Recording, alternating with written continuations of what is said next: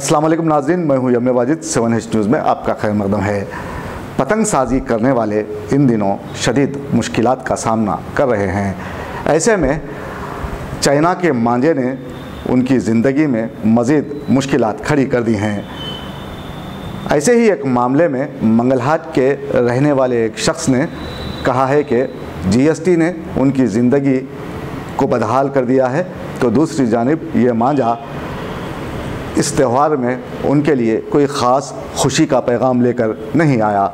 पेश है इस मामले पर हमारे नुमाइंदे राहुल की ये रिपोर्ट। मौसम बहार के आगाज़ के तौर पर हिंदुस्तान की मुख्तलिफ़ रियासतों में बसंत त्यौहार मनाया जाता है, जो माह जनवरी में शुरू होता है, जिसे संक्रांत भी कहा जाता है।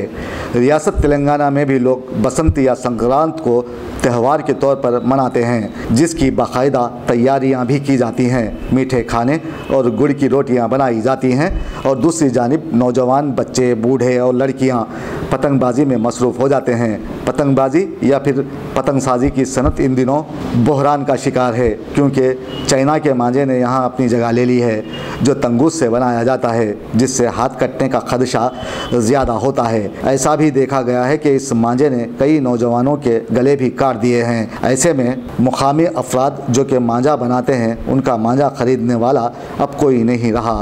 मंगलहाट के अलावा शहर के मुख्तलिफ़ इलाक़ों में मांझा बनाया जाता है, जिससे दूसरों की पतंगों को काट कर लोग खुश होते हैं। लेकिन इस साल यहाँ पतंगबाजी और मांझा बनाने वाले काफ़ी परेशानी में मुब्तला हैं। आइए देखते हैं मंगलहाट के रहने वाले एक शख्स ने पतंगबाजी और मांझे पर तफसीली रोशनी डाली है। बोलिए। अमर सिंह मेरा नाम है। सदाबहार के नाम से मेरी दुकान है यहाँ 35 साल से। अब तक धागे का मांझा जब तक था, पब्लिक भी सही थी, गिराक भी सही था। जब से तंगूस का मांझा आया,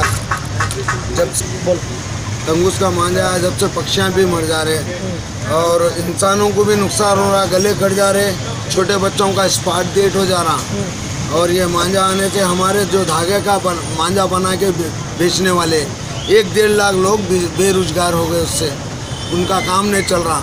और धागे का मांझा लाखों रुपए का माल बना के रख रहे, वो मांझा जो है सो बिखरा नहीं। ये साल कैसा है कमाई पतंग में और चरक में? ये साल हमारा दशहरे में एक संक्रांत का सीजन हो जाता था, जो दशहरे का जीरो गया पूरा, कुछ भी कारोबार नहीं हुआ, फेल हो गया। और क्रिसमस डे का कारोबार चलता था दबा के 5 दिन छुट्टियों में, वो भी कारोबार जीरो गया। हैप्पी न्यू ईयर में कुछ कारोबार होता था, हैप्पी न्यू ईयर उसमें भी नहीं हुआ। अभी 11 तारीख संक्रांत है, 11 जनवरी है। हमारे को खाना खाने बात करने टाइम नहीं रहता था। आज हम खाली बैठे हुए, हमारा कारोबार को बहुत अफेक्ट पड़ेगा। ये तंगूस बंद होना ज़रूरी है। और तंगूस बंद करने के लिए तेलंगाना गवर्नमेंट क्या करना कि ये जितने बड़े डिस्ट्रीब्यूटर है, जहाँ से माल बड़े बड़े डिस्ट्रीब्यूटरों का नहीं आता, वो लोगों को 8 महीने पहले से पैक कर देना। दोस्तों, अब आप रहिए हर वक्त तैयार, क्योंकि हम आपके लिए लाते हैं ताज़ा तरीन खबरों का अंबार। चाहे घर हो, बस हो या रेल, हम करेंगे आपको अपडेट एवरीवेयर।